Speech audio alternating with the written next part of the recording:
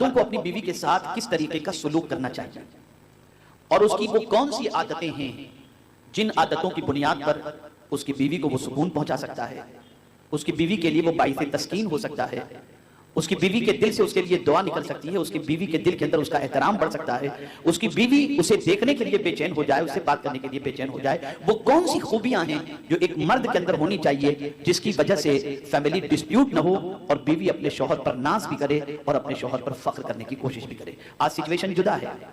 آج حال یہ ہے کہ شوہر کے آنے کا وقت ہو تو بیوی پر ٹینشن ہو جاتا ہے کہ پتہ نہیں کیا ہوگا۔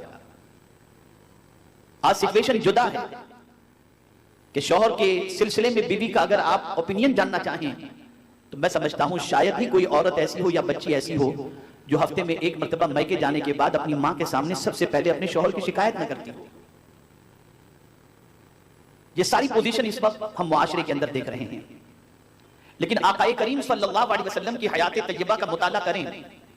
تو یہ بات ہمیں واضح طور پر ملتی ہے کہ رسول گرامی وقار صلی اللہ تعالی علیہ وسلم بحیثیت شوہر اپنی بیویوں کے ساتھ جو حضور صلی اللہ علیہ وسلم کا سلوک تھا وہ اتنا والہانہ سلوک تھا کہ رسول گرامی وقار صلی اللہ تعالی علیہ وسلم پر ہر بیوی اپنی جان نچھاور کرنے کے لیے تیار تھی۔ وجہ کیا تھی؟ سبب کیا تھا؟ آئیے میں پہلے ابتدا کرتا ہوں حضور صلی اللہ تعالی علیہ وسلم کی حیات طیبہ کے چند گوشوں سے۔ سب سے پہلی چیز کہ میرے آقا صلی اللہ تعالی علیہ وسلم اپنے گھر تشریف لے جاتے تھے تو سرکار صلی اللہ علیہ وسلم کی عادت کریمہ کیا تھی؟ حضور صلی اللہ تعالی علیہ وسلم جب اپنے گھر تشریف لے جاتے تو سرکار صلی اللہ تعالی علیہ وسلم کا اپنے گھر میں داخل ہونے کا انداز اور طریقہ یہ تھا کہ حضور صلی اللہ علیہ وسلم مسکراتے ہوئے اپنے گھر میں داخل ہوا کرتے تھے، اور داخل ہوتے ہی گھر والوں کو میرے آقا صلی اللہ علیہ وسلم پہلے سلام کیا کرتے تھے۔ یہ آقا کریم صلی اللہ علیہ وسلم کی عادت کریمہ تھی۔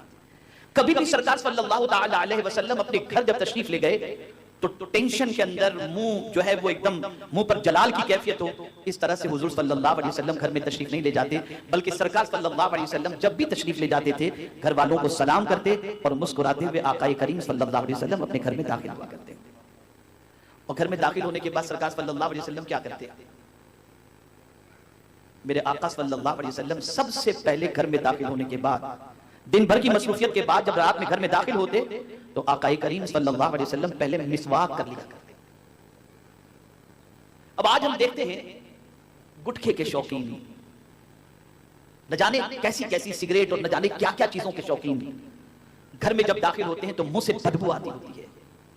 اور پھر اسی حال میں بیٹھ جاتے ہیں، سامان رکھے اور بیگ کے اس کو رکھا اور بیٹھ گئے صوفے کے اوپر اور ٹی وی واچ کرنا انہوں نے شروع کر دیا اور منہ سے بدبو آ رہی ہے، یہ ساری چیزیں ہو رہی ہیں۔ اور اسی طریقے سے ایک مرد یہ امید رکھتا ہے کہ میں گھر میں جیسے ہی داخل ہوں تو بیوی میرا بیگ میرے ہاتھوں سے لے لے، بیوی فوراً مجھے چائے پیش کرے، بیوی مجھے فوراً پانی پیش کرے۔ یہ ایک تھنکنگ ہوتی ہے، ایک سوچ ہوتی ہے، بلکہ اگر میں یہ کہوں تو غلط نہ ہوگا، ایک قسم کی امید اور ڈیمانڈ ہوتا ہے اپنی بیوی سے کہ میری بیوی یہ سب کچھ کرے۔ لیکن ام المؤمنین حضرت عائشہ صدیقہ رضی اللہ تعالی عنہ سے پوچھا گیا کہ آقا کریم صلی اللہ تعالی علیہ وسلم جب گھر میں داخل ہوتے تو سرکار صلی اللہ علیہ وسلم کی عادت کریمہ کیا تھی؟ تو فرماتی ہیں کہ حضور صلی اللہ علیہ وسلم گھر میں جب انٹر ہوتے تو حاکمانہ انداز سے گفتگو نہیں فرماتے تھے، آرڈر نہیں کرتے تھے، بلکہ سرکار اپنا کام خود اپنے ہاتھوں سے انجام دے دیا کرتے تھے۔ اب آپ مجھے بتائیں کہ بیوی کسی کام میں مصروف ہے، آپ انٹر ہوئے، اس کے ہاتھ کسی کام کی وجہ سے گندے ہیں، وہ آپ کو پانی پیش نہ کر سکی، آپ کو چائے کا نہ پوچھ سکی، بالفرض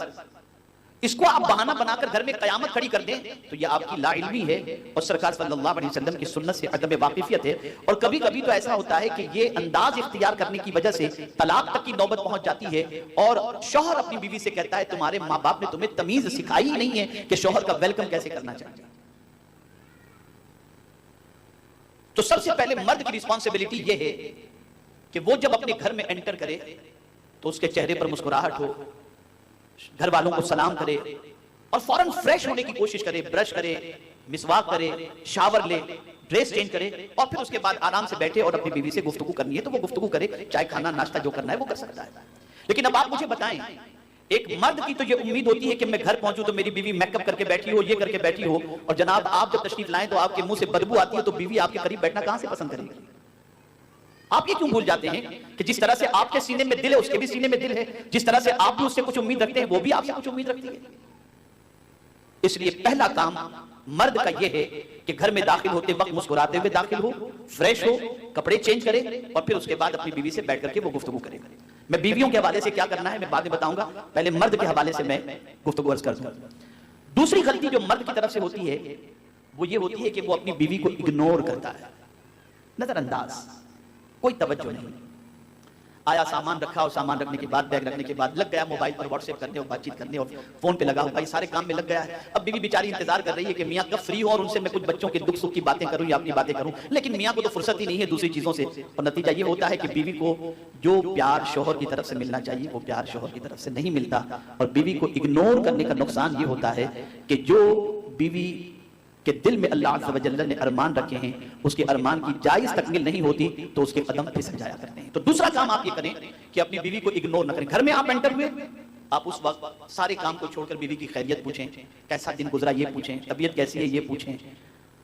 حال احوال پوچھیں. تھوڑا سا وقت آپ اس کے ساتھ اسپینڈ کریں اور ساری چیزوں کو پوچھنے کے بعد اگر کوئی ضروری آپ کا کام ہے اور کوئی ضروری بات کچھ کرنی ہے تو کسی سے آپ اپنی بیوی سے کہیں اگر تم کہو تمہیں تھوڑی دیر خاص کام ہے میں کچھ فون کر لوں، اور ادروائز آپ کہیں گے تو وہ انکار نہیں کرے گی، لیکن اس کا دل رہ جائے گا کہ میرے شوہر نے مجھے اگنور نہیں کیا. یہ بظاہر چھوٹی چیز ہے لیکن حقیقت میں یہ ہے کہ ایک فیملی لائف کو اسٹرانگ کرنے کے لیے، شادی شدہ زندگی کو مضبوط کرنے کے لیے یہ بہت ہی اہم چیز ہے. اس کے بغیر ایک شادی شدہ زندگی سکون والی نہیں ہو سکتی.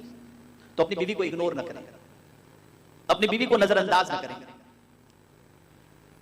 اور اگر کبھی یہ بھی دیکھا گیا کہ شوہر گھر میں انٹر ہوا اور بیوی صاحبہ میلی کچیلی نائٹی کے اندر بال بکھرے ہوئے انداز کے اندر موجود ہے یا تھوڑی سی تو میں ہو گئی تو میاں فوراً اسے کہہ دیتا ہے اب تو تم سے میرا دل بھر گیا، میں اب دوسری شادی کر لوں گا، یا پھر ڈیورس کی دھمکی دے دیتا ہے. یہ جو طریقہ ہے یہ طریقہ مردوں کا اچھا نہیں ہے کہ آقا کریم صلی اللہ تعالی علیہ وسلم نے زندگی میں بھی اور وصال کے وقت بھی سرکار صلی اللہ علیہ وسلم نے صحابہ کرام علیہم الرضوان کو تاکید فرمائی کہ اپنے اہل و عیال کے ساتھ اچھا سلوک کرو اور خاص طور پر اپنی بیوی کے ساتھ اچھا سلوک کرو. یہ حضور صلی اللہ علیہ وسلم کا ارشاد گرامی ہے. آج بہت سارے مرد ایسے ملیں گے جو شادی ہی اس لیے کرتے ہیں کہ وہ آرام سے پڑے رہیں، بیوی کما کر کے کھلائے، یا اس لیے شادی کرتے ہیں بڑے گھرانوں کے اندر کہ وہاں سے بیوی جہیز لے کر کے آئے اور جب ضرورت پڑے تو میری ساس اور میرے سسر میرا پورا کریں. یہ ساری چیزیں ہوتی ہیں، یہ اچھے مردوں کی علامت نہیں ہے.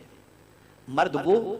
جو اپنی بیوی بچوں کی کفالت کا ذمہ لے اور اپنی بیوی بچوں کی جائز ضروریات کی تکمیل کے لیے وہ محنت و مشقت کرے اور اپنی بیوی کے گھر والوں سے کسی چیز کی کسی قسم کی کوئی امید نہ رکھے، بلکہ خود اپنے پیروں پر کھڑے ہو کر محنت و مشقت کر کے اپنے بیوی بچوں کی کفالت